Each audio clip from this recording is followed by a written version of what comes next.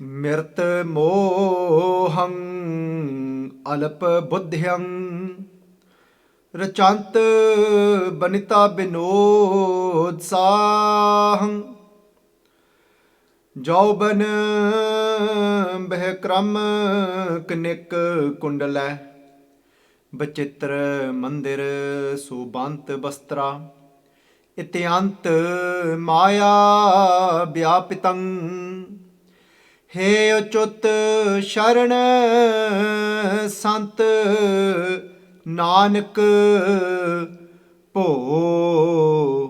भगवाने नमः। हे अच्युत शरण संत नानक भो भगवाने नमः।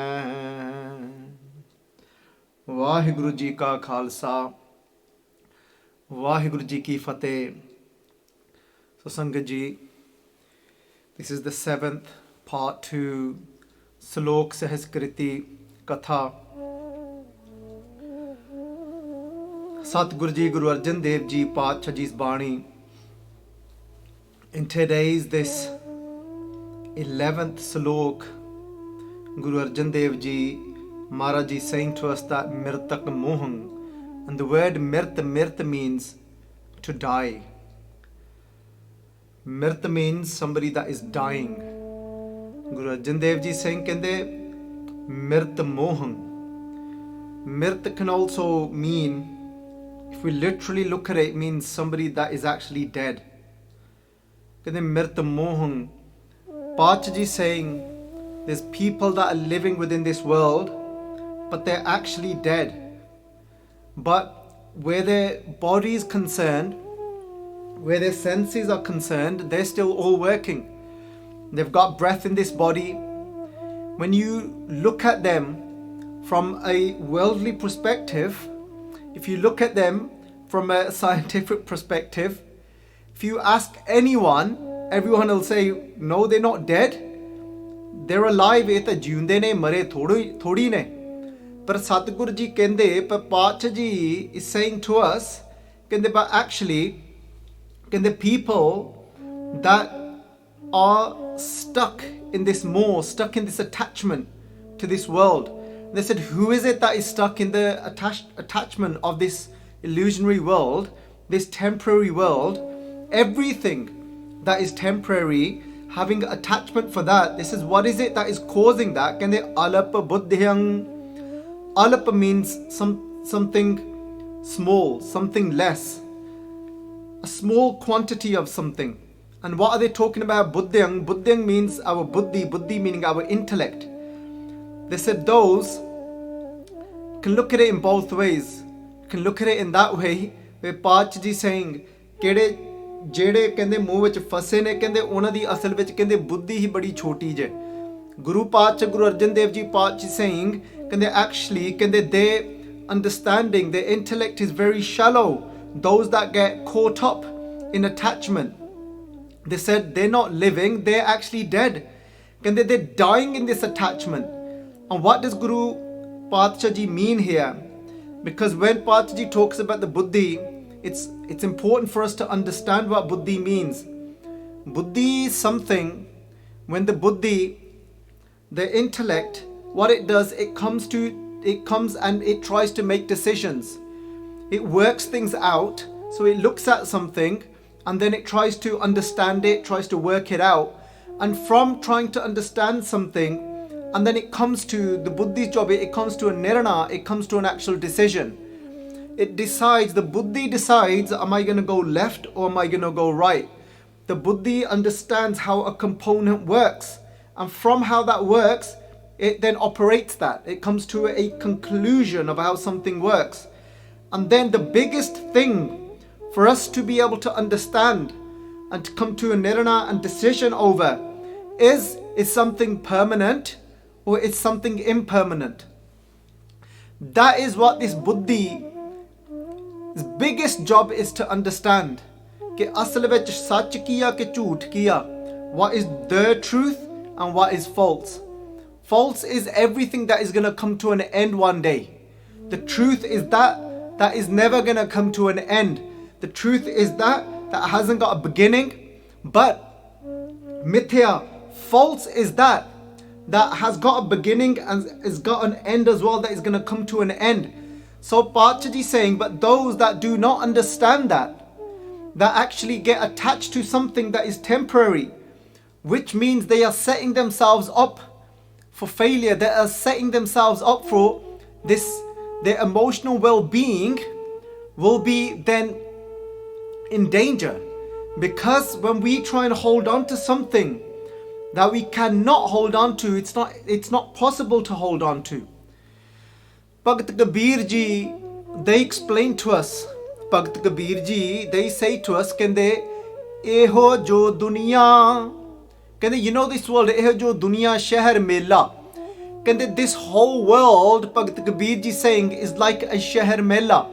Mela means that when we go out to somewhere, just trying to remember the English word for it. So we've got the translation here as a show. So a mela is that place when like a father takes their child to a mela, a father takes their little child to a show to show them something. And what is this? And Bhagat Kabir ji is saying to us, Kende, it's like what?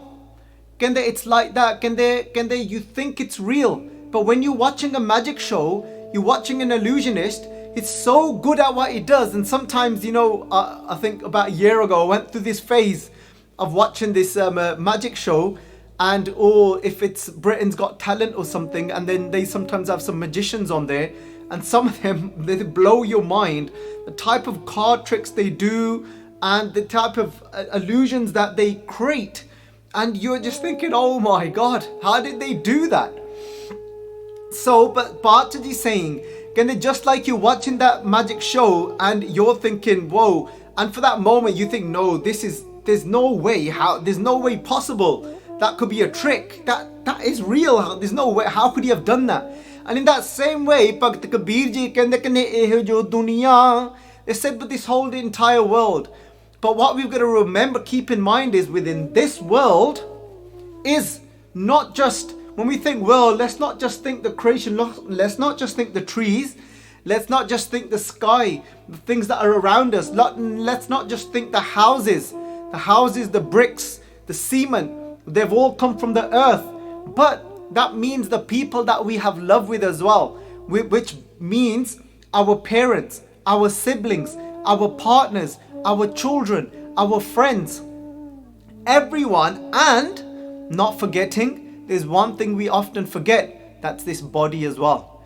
All of these things are not, they come across and they're like that illusion, they seem as if they're real. So Bhagat Kabir ji se kende eh jo duniya sheher mela, kende but dastgiri na hai, kende but dastgiri na hai. Dast means hands, nahe means dastgiri. It refers to something that we try and hold into our hand.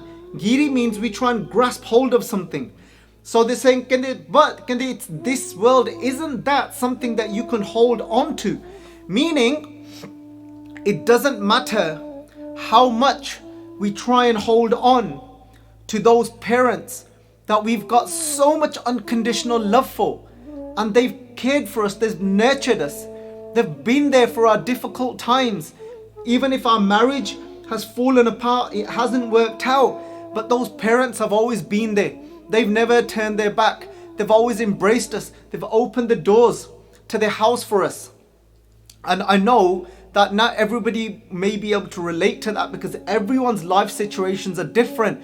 And then, so I always say this, just so that nobody feels left out and that this katha isn't for them, then you can replace that relationship for whoever you can feel that same connection to, just like the things I described.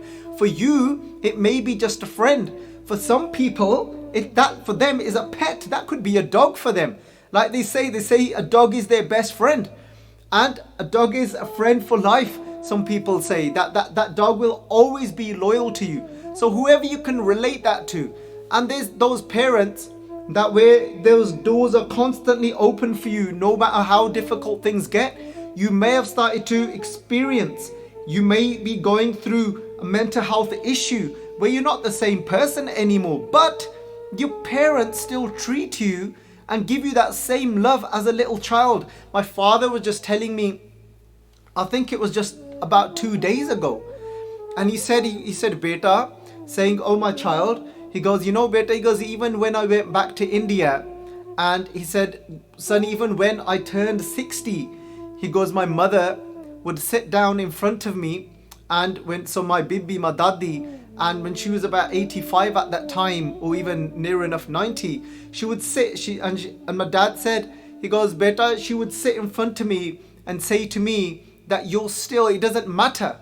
And my father turned around and said, Can lage kende bibi, because he calls her bibi as well. He said, Bibi, he goes, tu ta hun padpoteyan wali ho gayi. Now you've even got grandchildren. She said, yes, I may have grandchildren. She said, but for me, she said to her son, my dad, she goes, but for me, you are still that little child for me. I still see you in that same way. She said, I still remember when you first left India to come and stay in England. And she said that my heart was paining because of that attachment of wanting to hold on to you. She goes, my heart was paining when you left for England. And that was when my father was probably in his, I think about 27, 28. She goes, but today, she goes, even as a 60-year-old, I still see you as that little child of mine. She goes, I still see you in that same way of when you now go back after visiting for 2 weeks and go back to England, I still have that same pain as my little boy is going back to England again. I'm not knowing when I'm going to get to see you again. So sometimes we have that relation with somebody that we're so close to. And as a child, that we try and hold on to them because we've got so much attachment for them. And we're constantly thinking about that day and thinking, how am I going to cope? How am I going to cope when that day comes when my own mother breathes her last breath? And then, but the opposite way, looking at it in that way, now more difficult is for those that parents that see and having to let go of their children dying. That's happened many of times in this world as well. That is the most difficult thing, when a parent is actually seeing that child that is the most beloved to them. And often you hear parents say, "Tu ta meri jaan, you are my life, tu ta meri jaan hai, you are my heart, you are my life, you are my breath," they say to their child. Kehinde te to bagair meri kaadi zindagi putra, that oh kehti hai, oh daughter, oh son, what is my life without you? And then what happens is, when they leave, because the truth is, Bhakt Kabir ji say, the illusionist of all illusionists, Vaheguru ji, they've created such an illusion that you do start to think that this is it, this is real. But Kabir ji saying, you cannot hold on to anything in this world. Kehinde dast giri na hai. Kehinde it's not going to work. You can try as hard as you want. Just like Dhan Sri Guru Amar Das ji Sache Paatshah ji tell us in Sri Anand Sahib ji di Bani every day in the morning in Nitnem. They say to us, they say, Guru Prasadi bujjiyan ta chalat hoa, chalta nadri aya. This is amazing if we look at this. Kehinde Guru Amar Das ji sanu, kehinde Guru Prasadi bujjiya. Kehinde when only that time when my Guru gave me this understanding, kehinde Guru Prasadi bujjiya, kehinde then what happened, kehinde ta chalat hoa. Sorry, I think I said it wrong before. Ta chalat hoa.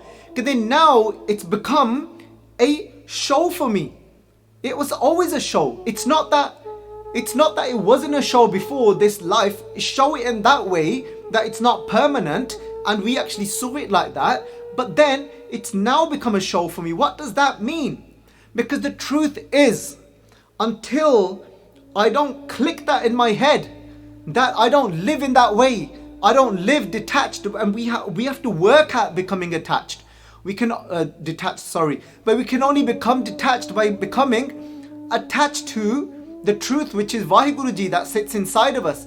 So this saying ta chalat hua, then it became a show for me only when my Guru gave me the understanding. Until I'm attached to something, I'm trying to hold on to it in that fear ke kite chal na jave mein to, I don't want this to go for me, nahi ta main jiuna kidda, how am I going to live because this is my breath. And those are the very people that suffer in life. They're suffering then, and then they continue to suffer. Guru Sahib Ji saying, but then it becomes a show. When Guru gives me the understanding, then I'll say, oh my God, I can see it now. Sangat Ji, let me tell you this, that these things isn't just a mindset, isn't just something where something switches in this brain where we think, oh yeah, I get it. Obviously, nothing's permanent. Isn't just a mindset like that. Because we could say that, but we're still so attached and we're so in so much fear and trying to hold on.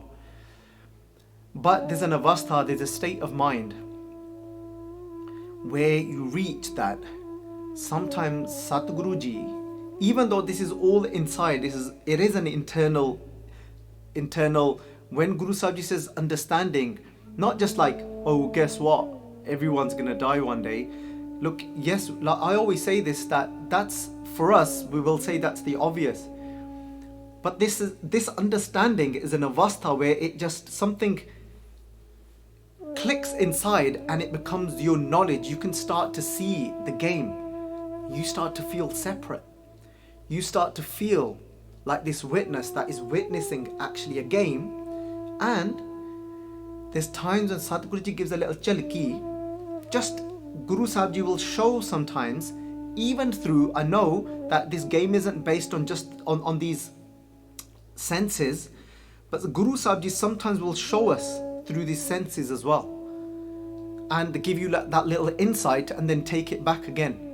And what that will be is that, you know, when it's really hot and you can see that, I don't know the science behind it, because I didn't plan to use this example, so I'm sure those of you that are sitting at home, you know all the science behind it and exactly what it is.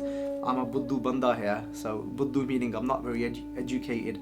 I didn't look it up what the science behind it is. So when it's really hot and you look at the ground, and just be above the ground, you can see like this.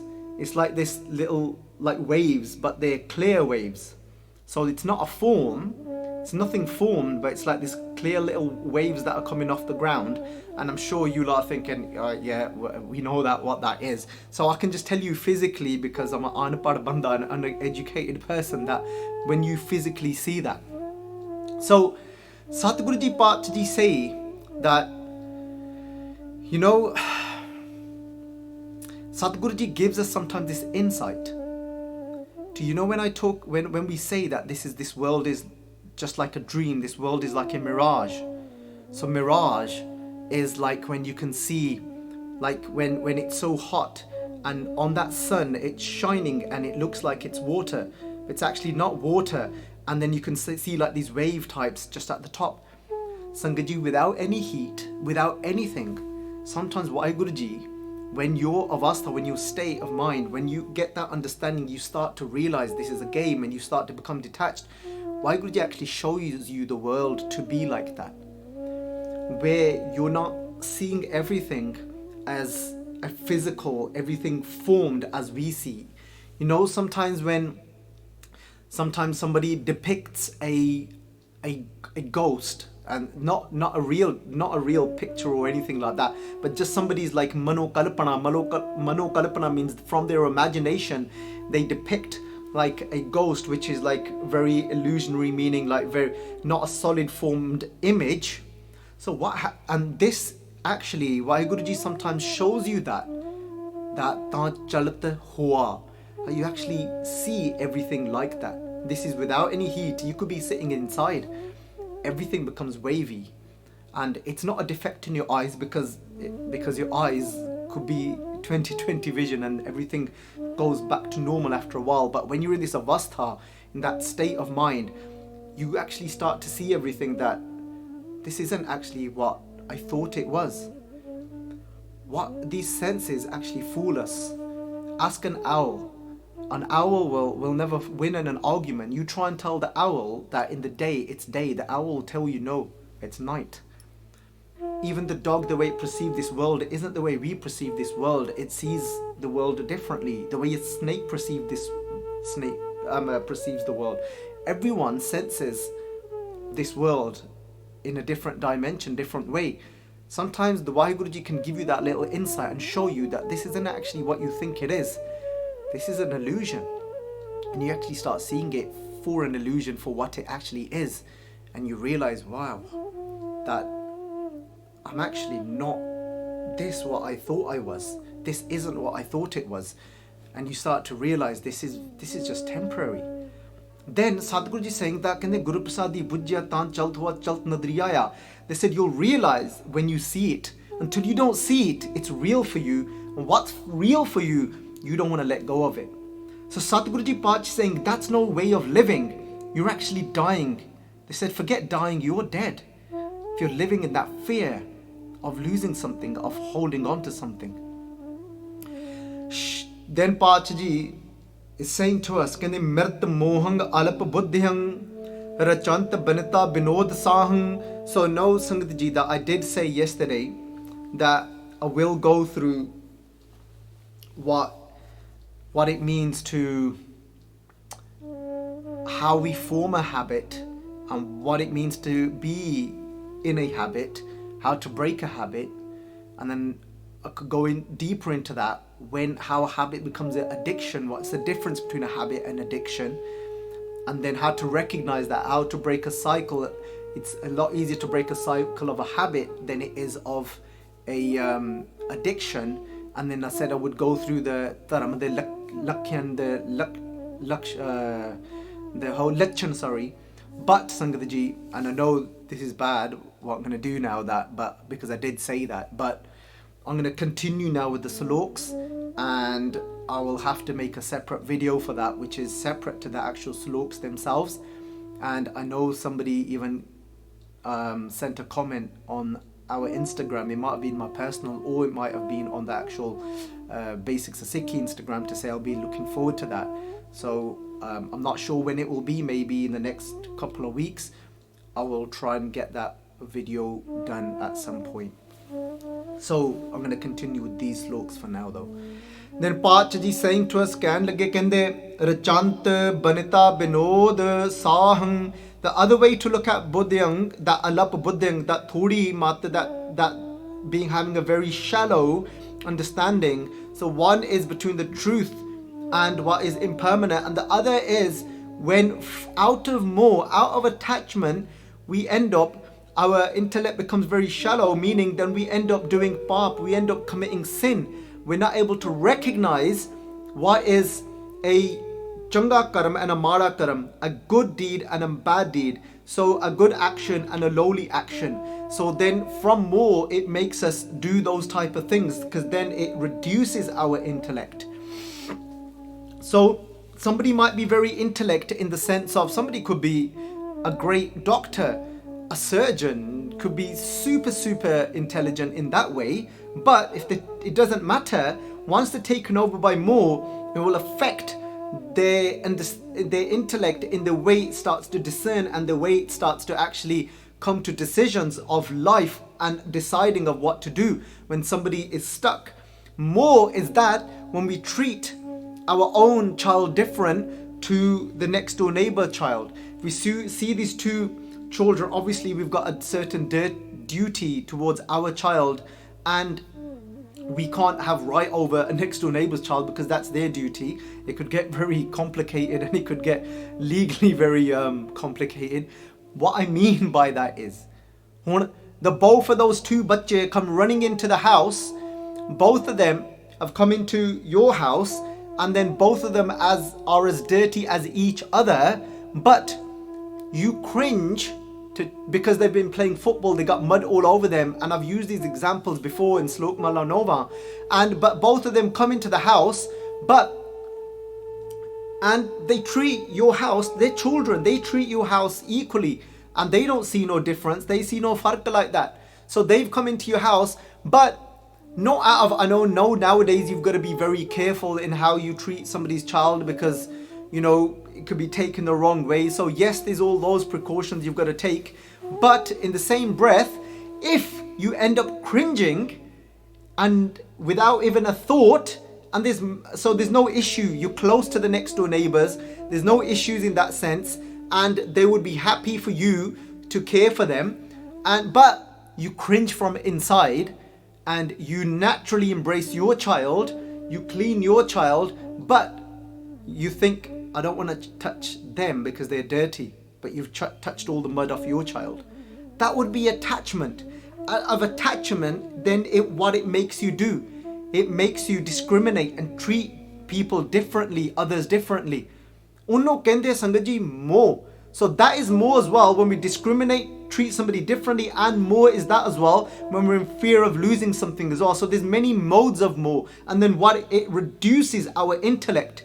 Then Pachaji say to us, kende rachant banita. Kende what's happened is now your rachant means when you're completely involved in something.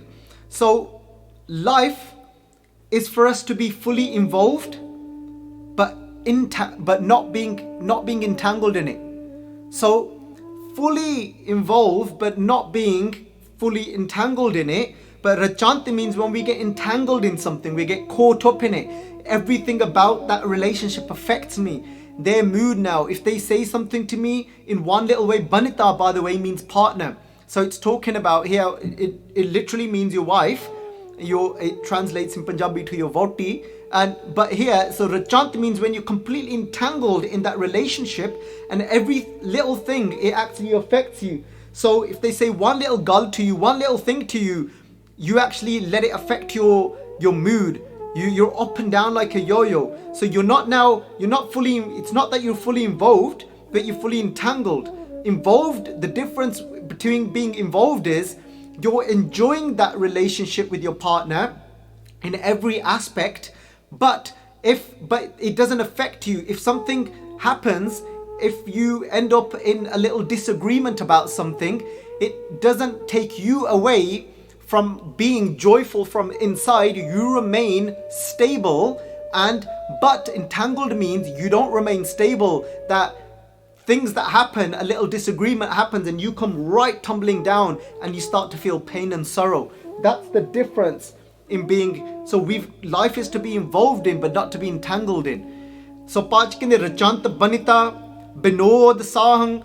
Kende what happens is, binod means that sometimes that partner of yours is very playful, and they're saying what happens is we get caught up in these playful ways of this wife, and we get so caught up in all of this. Then they say what happens is kende joban behkram, and then joban means our youth, behkram means the power of our youth.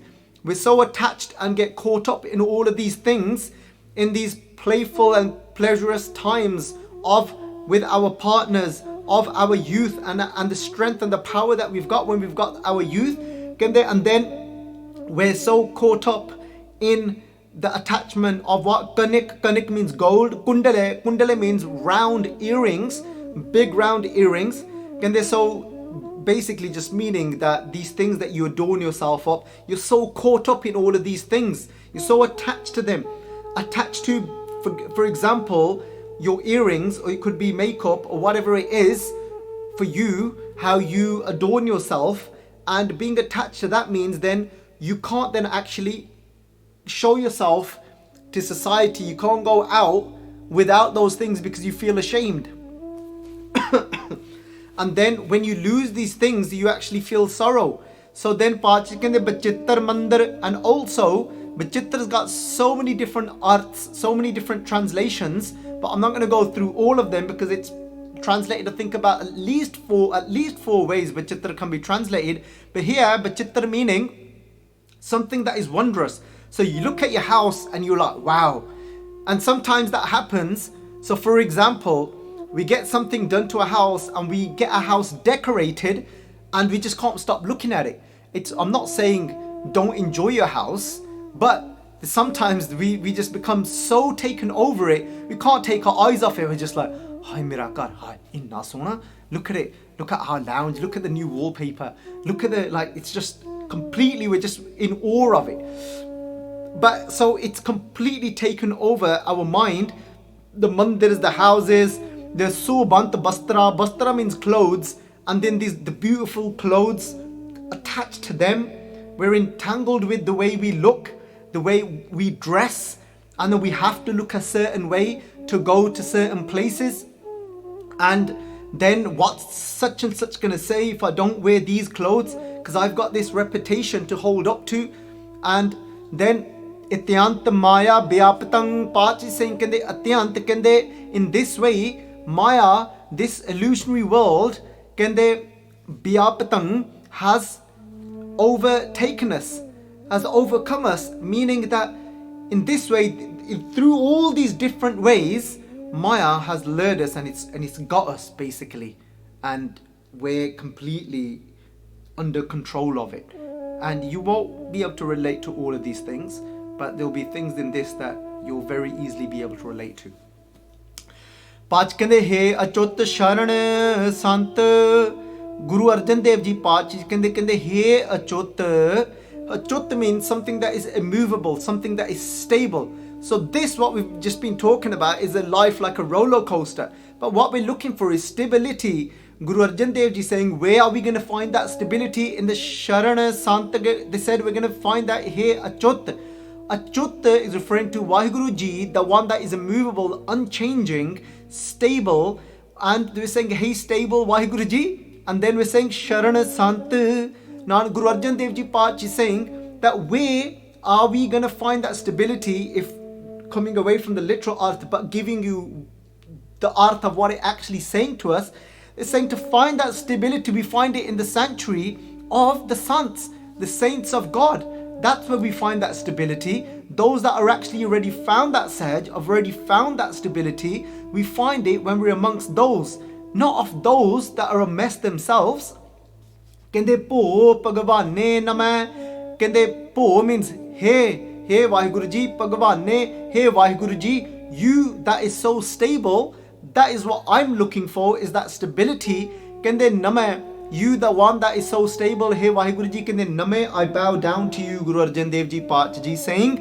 Then in now coming on to the 12th slok, Guru Arjan Dev Ji Pach Ji saying, kende Janmang Tamaranang. This used to be one of my most favorite sloks out of all of Gurbani. And there was a time of just before Jagraj Singh Ji got diagnosed with cancer, and just before I had my mental breakdown. This is probably one of the last parts of something from Gurbani that I memorized and used to really connect to it. So, and I'm sure the way I'm going to look at it now is going to be very different to the way it spoke to me all those years ago.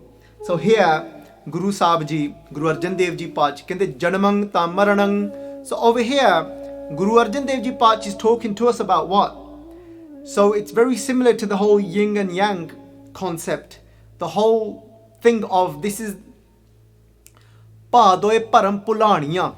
Pankti that just came to my mind from Barama. Sadhguru Ji says Pa doe param pulaniya. Duje lagga het. This is what this slok is all about. Pa doe param. So this is from Barama Di Bani by Guru Arjan Dev Ji. So they say to us here, Kende Padoi is the month of Padon. And then Padon is that month. We don't know whether we're coming or going. What does that mean? So this month comes just so you have the peak of summer, which is around June, July. And then you have the monsoon come up. And then so just after the monsoon, so these are more, actually I've experienced similar changes in England as well, but obviously they're very obvious in India, but you do experience that here as well. But then just as the monsoon comes to an end, so monsoon around August, and when we're hitting around September, October, what we start to experience is one day it's like raining and it's quite cool, and then we're thinking, all right, this is the weather now. And the next thing you know, so next morning you go out in a big coat out there, in your raincoat, with a shatri, with an umbrella. Make sure you've got a little, maybe you wear a coat with a topa as well, a coat with a little hood. And then what happens is, and you all of a sudden you're thinking, whoa, it's hot, garmiya badi. and you think, Aaj sooraj niklaya, today it's hot. And then next thing you know is, you strip off, you take some layers off, and you're just chilling in a t-shirt, and you go out for a walk, and then you think, and you think it's cold. You think, yaar, what's the weather? What's going on? And you can't work it out. Sometimes it's this, sometimes it's that, neither here or there. This is what Pachaji is talking about here. So here they're saying, they're saying that this Maya is like that. This Maya comes in two folds. This whole illusion, it's set up in two.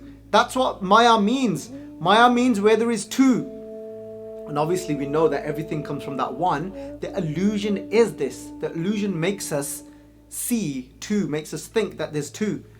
So yin and yang, so pa doi param, it keeps us in doubt, pulaniya, keeps us lost and wondering, dujje laga, and then we fall in love with the dujja in the illusion. What is that? Doi, two.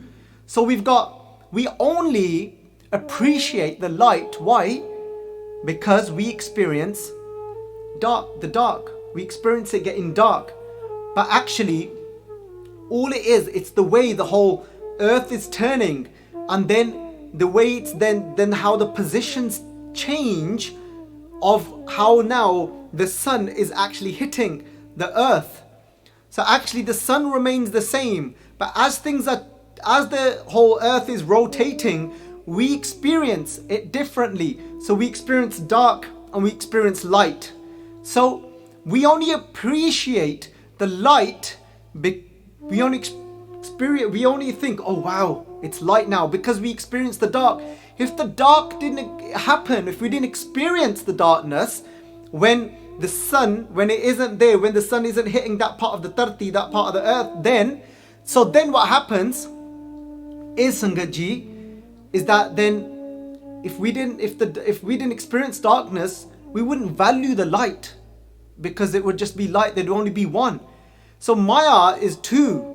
So then we know the other one because of the other one. We enjoy one because we know there's the absence of the other. So this is what Guru Sahib Ji is talking about. They're saying that this is Maya. They're saying Janamang Tamaranang. Wherever there is Janam, there has to be death. We only know birth because we know death. We only know there's a beginning because there's an end. So there's that realization of that. So what Sadhguruji is saying to us is, this is the lecture of Maya.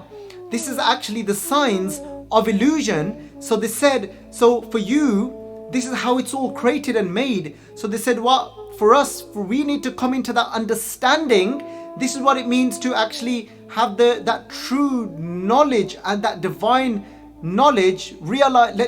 That's the word I'm looking for, that realization, that's it.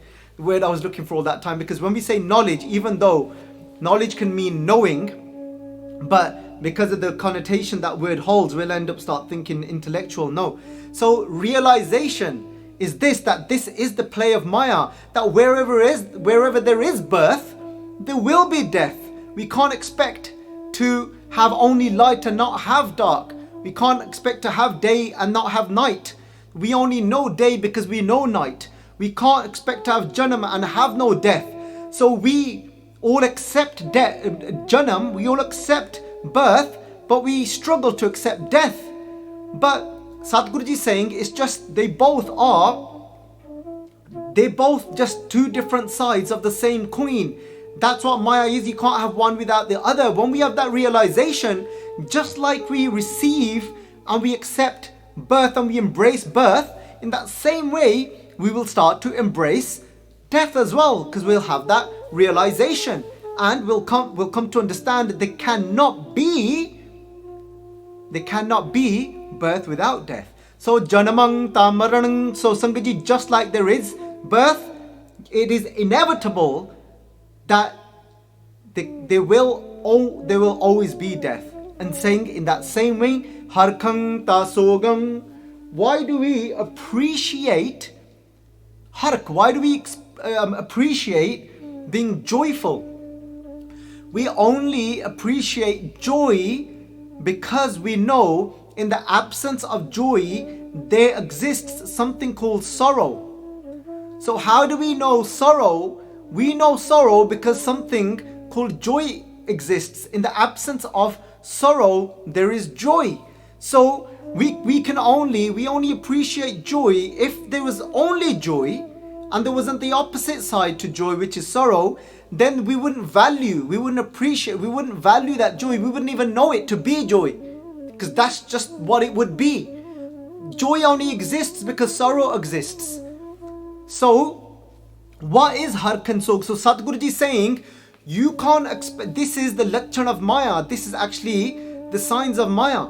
So they said, if you fall into it, if we fall into the illusion, and it's like we're in the play and we actually start thinking the play is real, and I actually take on that character, then Sadhguruji said, you're in trouble. So if I don't, Guru Prasadi Bujya ta chalt hoa. So don't worry, Vij, you don't need to go onto that Pangti. So I'll just quickly mentioning it, that chalt hoa.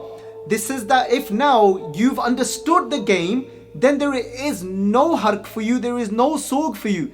If you've had realization of what Maya is, there is no birth for you, there is no death for you. You just understand that this is the play of Maya. So, but if you're stuck in it, if I've become Maya Roop, then there's hark for me. Hark, joy is when I receive a padarat, when I gain something that is Maya. That could be a car, that could be a house, all the things that we've just gone through. That could be a child. Upon receiving that child, then I experience joy when I'm in it, when I'm in Maya.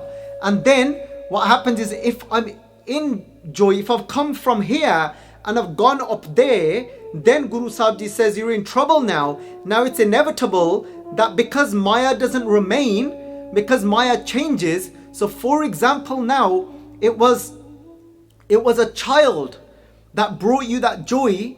But if that child brought you joy because that child's health is well, now because your joy is based on something temporary, because Maya is temporary, your joy is now based on your child's health, your child being healthy and playing and smiling. So that's become the cause of your joy.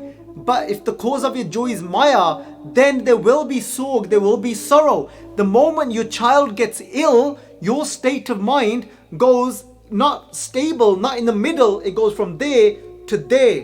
Why did it go from there to there? Because there's a study done in USA, which is a widestream, mainstream, approved big study, but still there's a documentary on it that you can, I don't know if it's still on there, it was on Netflix many years ago, called Happy. So if you watch that, the study that was done, they looked at the brain of people, of how the certain parts of your brain, the neurons that fire within your brain, that when you receive something, the expectation that you put in something to give you happiness. So it could be that you have a child, it could be that your child is experiencing ill health and you're now basing it off. So you're waiting for your joy to be, your happiness and joy to be based off when your child gets better. So they did these studies of whatever it was for somebody who was chasing their dream. They did the study, and what they saw was that when they received that, they saw the patterns in their brain, the parts of their brain that light up. They saw that they light up upon receiving what they told people. They would feel happy when they received that, and that proved to, the study proved that to be true. However, they measured that, and the way they measured it was through MRI scans and through other type of studies as well, where they were hooked up with different types of wires and whatnot, or I don't know the science, and they were able to measure their brain. I don't know about that stuff, so I'm sure my sister Alamjeet Kaur from Canada, who's doing now a PhD in neuroscience, could definitely help me out there. So, but anyway, it's not important anyway. All you need to know is there was a study. The study was done that proved there was a change in the brain, and they did experience a level of happiness and a level of joy. But it was short-lived, because they thought, that's it. This is what is happiness, but when they realized after some time, they thought that's it for life. Once they get that, that's it, they're done. Never mind there being a change of circumstances of that child falling ill. Never mind even that. Just realizing actually this hasn't given me that joy and happiness for the period that I thought, that after some time, and some people's goals were that to get to that point where they got to, the study was done over years. So it took them years to achieve what they wanted.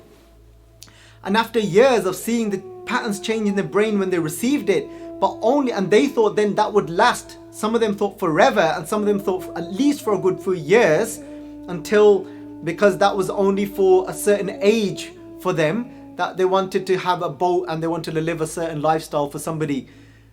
But it was literally within months they saw a change in their brain again. But then what they saw was that they still had that thing. So never mind that child becoming ill, never mind losing the house, it actually went below where their state of mind was before. So they saw such a change in their brain, where they could, I don't know how it was done, but they were able to actually measure that they're experiencing a low. Why did they even go lower than before? The reason for that going lower than even before was because before they had a job, before they had a yearning and an excitement for something to fulfill their satisfaction, to fill their inner absence and gap. But now they're thinking, oh my God, I spent years in that expectation, in that hope that that would do it for me. Now what? But it's only a few months later, I feel empty again. And so because they now haven't got that same expectation for something, so now they experience sorrow. So Guru Sahib Ji saying, based on Maya, on something temporary and illusionary, they said upon receiving it, they said it's inevitable that if you've got hark, you will have sog as well, because they're both just two sides of the same coin. Joy and sorrow is. And we all know, obviously, if it's based on a child, we lose that child, then we know exactly what happens to our brains anyway. But not for those that have got the realization, not for those that actually start to see the illusion for the actual illusion that it is. Satguru Ji say, just so keep going back to that pankti in your mind. Guru Prasadi bujya ta chalt hua, chalt nadri aya, because now I can see it. So now I'm not in the Janam Maran anymore. I can enjoy life constantly. I can see the whole game that this body is going to die, but I'm not this body. So there's no death for me. Then Pachaji say to us that Pogang Tarogang. So they're saying just like this. They say that we only understand and we only have the realization of Pog meaning that ability to be able to enjoy something. So for example, where we are enjoying the pleasure of being healthy, we only know that there's a pleasure from being healthy because opposite to that exists what? Opposite to that exists rogan, disease. So because we know that rog exists and we've experienced rog, and then from experiencing rog, or we just know of rog, we've seen other people suffering in rog, in disease, and so because we know that exists, so then we're able to understand that Pog exists to enjoy good health, for example. And they only can exist together. They can't have one without the other. The value for enjoying something is there because there is disease. Otherwise, we wouldn't value that. So, but to understand this, so if we get caught in the Maya of it, so if we get caught and we get attached to the enjoyment of something, then it's inevitable from Pog, we'll get stuck in Pog, then we will actually experience Rog as well. If the body does become diseased, if anything happens to the body, then we will actually suffer as well, because then there'll be that difference from going from enjoyment then from going into that disease. But what it means the other way, what we can actually really take something away from this is this: if we're not conscious of the pleasures that we are enjoying, and that, so for example, that pleasure could be of eating a lot of sweet things. If we get addicted to sweet, for example, and then we're enjoying that taste, but we're not eating it consciously, and now we become addicted to that the bhog of that, then that can lead to, so enjoying that sweet can lead, then we know will lead into rog. So they both come together, bhog and rog. It will lead into rog, it will lead into disease. It would lead into diseases like being overweight and experiencing, for example, obesity, then putting on a lot of calories, then potentially could lead on to becoming diabetic. So these two go hand in hand. Bhog, enjoyment of something, and rog. Just like Guru Gobind Singh Ji warned us about this many years ago, if we get caught up in the bhog of sexual pleasures, in enjoying having this different sexual experiences with multiple different partners, and then what could the rog be? The rog could be that somebody that ends up having a disease of AIDS. And we know that this is all happening. This is how bhog and the rog go together. So we could get really caught out by this maya of bhog, of enjoying something, because it can turn into a rog. So being conscious that it doesn't actually consume us, enjoy the ability to enjoy something is a gift from Vaheguru Ji.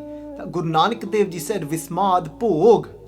They said Vismad Bhog. They said this was a gift given to you to be able to not, where you can function in life and you don't actually get bored, meaning that imagine having a food but there's no concept of actually enjoying something. So there's no actual concept where we actually enjoy something. So there's where we actually get caught up in the bhog of something, and then so where there's the bhog of something, where we're enjoying something, it's a gift from Vaheguru Ji, Vismad Bhog. But what we don't understand it is that if that didn't exist, if that bhog didn't exist, then we might not even have any drive to eat anything. So the importance of it is there. So because what might happen to somebody is they might try and run away from it. No, don't try and run away from something. Somebody might think at home, I'm not going to eat anything that's tasty anymore. No, it doesn't mean not to eat something that's tasty.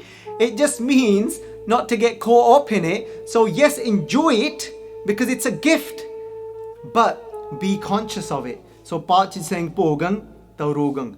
Then Sadhguru Ji Pach is saying to us here, Uchang ta nichang nana so muchang. So in that same way they go, we've got Uchang.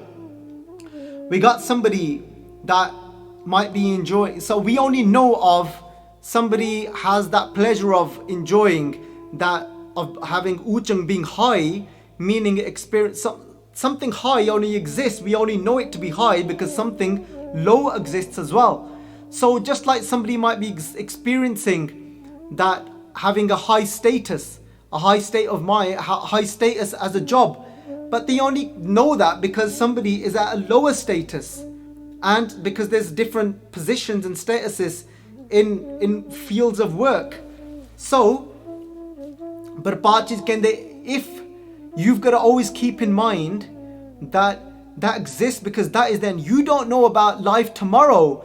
That don't get arrogant about you being here, because you being arrogant about being in that place today, you might have that status today in your workplace, but you don't know tomorrow what's going to happen to you, where something ends up happening, you lose all your respect and you end up right at the bottom. So be careful with the arrogance that you hold for the status that you're in. Then in that same way, somebody that is low, nichang, that could be uchang, could be high tomorrow. So pachkende nana, so muchang, nana means small, muchang being something big. Pach is saying that we only appreciate something that is big because something small exists. We only know small because big exists.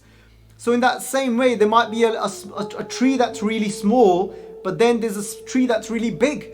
But we only appreciate that big tree because the small tree exists. So in that same way, nana so muchang.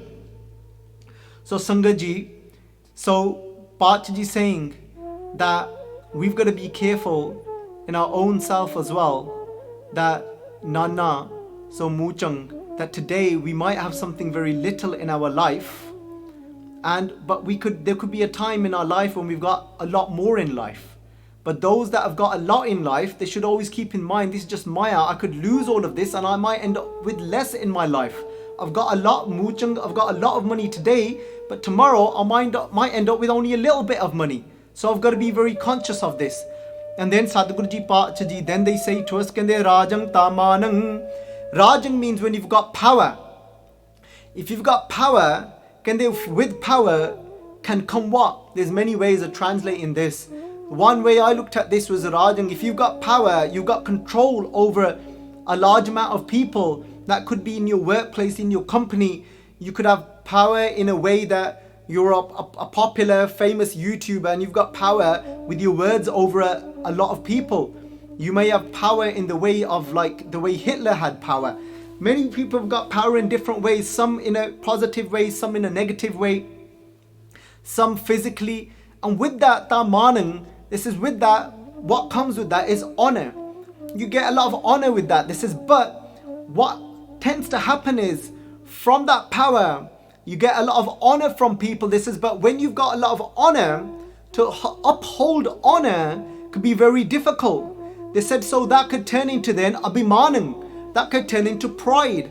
And then this is, but once you've got that pride of that honor that you've got, this is tahinang. They said all that can be destroyed. Hinang means then you could end up having the opposite of man, where you end up experiencing being dishonored. So for example, if we're trying to hold on to, we've created this honor in our own self, this pride that I am this, and then there's always that more danger of, if we don't think anything of ourselves, we don't get caught up in pride, there's nothing to hold up onto, there's nothing to lose then. But when we've got so much pride in myself, it takes somebody to say something so small to me. For example, like I could see myself, my ego could be that I'm a pracharak, that I'm somebody that translates Gurbani, that I'm somebody that spreads the message of God. So I hold, this becomes my ego, this becomes me. I go then, for example, I'm about to go onto stage and maybe I've come late to that program. And now I feel that I've got a lot of honor to uphold because of the reputation and what people think of me.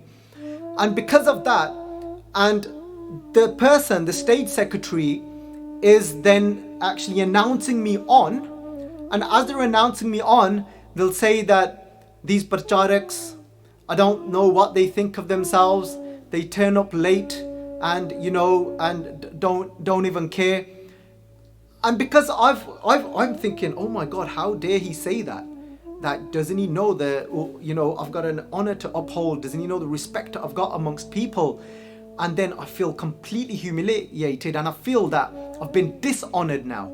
But I only feel dishonored because of the honor that I had created in my own head about myself, that pride that I had created. So honor and pride come very hand in hand, they come very close to each other. So then that pride gets broken. But if I didn't create that pride in the first place, there'd be nothing to break. Then Pachaji saying, this is the roller coaster that we're stuck in. What we get ourselves into for this game. That is Bhagat Kabir ji ਕਹਿਣ ਲੱਗੇ, ਕਹਿੰਦੇ ਤੂੰ 4 ਦਿਨ ਦਾ ਪਰਾਉਣਾ ਆ, Kende tenu hoya kiya, you're here for 4 days as a visitor on this world. Look at the mess that you've got yourself into. ਕਹਿਣ ਲੱਗੇ ਭਗਤ ਕਬੀਰ ਜੀ, ਕਹਿਣ ਲੱਗੇ ਕਹਿੰਦੇ ਕਿ ਮਾਟੀ ਕੇ ਹਮ ਪੂਤਰੇ ਮਾਨਸ ਰਾਖਿਓ ਨਾਉ. ਕਹਿੰਦੇ I'm called this human being. ਕਹਿੰਦੇ I'm made out of ਮਿੱਟੀ, I'm made out of just soil. ਕਹਿੰਦੇ ਮਾਟੀ ਕੇ ਹਮ ਪੂਤਰੇ ਮਾਨਸ ਰਾਖਿਓ ਨਾਉ. ਕਹਿੰਦੇ ਪਰ ਇੰਨਾ ਨਹੀਂ ਇਹਨੂੰ ਪਤਾ, ਕਹਿੰਦੇ ਮਾਟੀ ਕੇ ਹਮ ਪੂਤਰੇ ਮਾਨਸ ਰਾਖਿਓ ਨਾਉ. ਕਹਿੰਦੇ 4 ਦਿਵਸ ਕੇ ਪਹੁਣੇ ਬੱਡ ਰੂੰਦੇ ਠਾਉ. ਕਹਿੰਦੇ you're trying to take up so much space in this world. You want to be so known. You build up so much property for yourself. You want to build up this huge reputation. You want to be known by everyone. But if that's just a byproduct because you get to be known in this world because you're a true bhagat, that's different. But you're here for 4 days, you're a visitor, and look at the mess that you've got yourself into. Then Sadhguru Ji Sache Paatshah Ji, then they say to us, Kende pravirta margang vartant binasanang. Why has this all happened? Pravirta means to enter into a worldly life. Kende pravirta margang. Kende what you've ended up doing is, Kende you've ended up on that path of getting so stuck into this world. Kende pravirta margang. Kende you didn't give yourself any space, no form of meditation. You didn't get involved in helping the rest of the world, in giving and being righteous and being, somebody, a dani, a giving person. Kende pravirta margang. You've got completely caught up in these worldly ways and this game entangled. Kende vartanta binasanang. And what's happened to you? You're so, vartanta means when you're actually consumed by using up all of those and being so entangled in all of those things that are binasanang, that isn't going to remain, and that is going to perish one day. You're completely destroying yourself over something that is impermanent in this world. And then Paatshah ਕਹਿਣ ਲੱਗੇ, ਕਹਿੰਦੇ ਗੋਬਿੰਦ ਭਜਨ ਸਾਧ ਸੰਗੇਨ ਅਸਥਿਰੰ Nanak Bhagwant ਭਜਨਾਸਨੰ. Then they say Gobind ਭਜਨ ਸਾਧ ਸੰਗੇਨ ਅਸਥਿਰੰ. ਕਹਿੰਦੇ but what is it that gives you that stability in your life? They said that is meditating on God. How do I know how to do that? When I accompany the saints, when I accompany the sadhus, the saints of God, when I come into their company, and when I completely, ਜਦੋਂ ਮੈਂ ਥੱਕ ਜੰਨਾ ਆ, ਹਾਰ ਜੰਨਾ ਆ, when I see that this lifestyle that I'm getting stuck in, that isn't giving me no satisfaction, and instead it's giving me more and more suffering, then I yearn to meet those true saints of God. And then Waheguru Ji takes me to those true saints of God, and then bhajan sadh, then they help me to meditate in their company, and then at last I find what I was looking for. Asthirang was inside stability, that inside contentment. Nanak Guru Arjan Dev Ji Paatshah saying kende Bhagavant Bhajanasanang. Then I attach myself to that bhajan, to that meditation, which is asanang, which gives me that true stability from inside. So Sangat Ji, forgive me for all my mistakes, and these sloks I didn't fully prepare for, so I'm sorry if at any point that you felt that I was maybe repetitive at any point, and I've asked for your forgiveness. And the whole advantage of YouTube is that you can skip those parts. But Sangaji, that was because all day I spent studying, really contemplating on habits and addictions. But then as I started the sloks today, and then I got into a flow, then I thought, you know what, I better just carry on. And so this Janamang Tamaranang wasn't something that I've really looked at for about 3 years, but hopefully with Guru Sahib Ji's kirpa, with the grace of the Guru, you could still take something away and embrace it. And it's given us a deeper understanding of this life, of this whole journey. And we can yearn to be amongst those holy saints once this lockdown is over. And even now, we might come across them on YouTube. If you yearn it, you will press the right buttons and God will take you to the right places and you will hear the right things.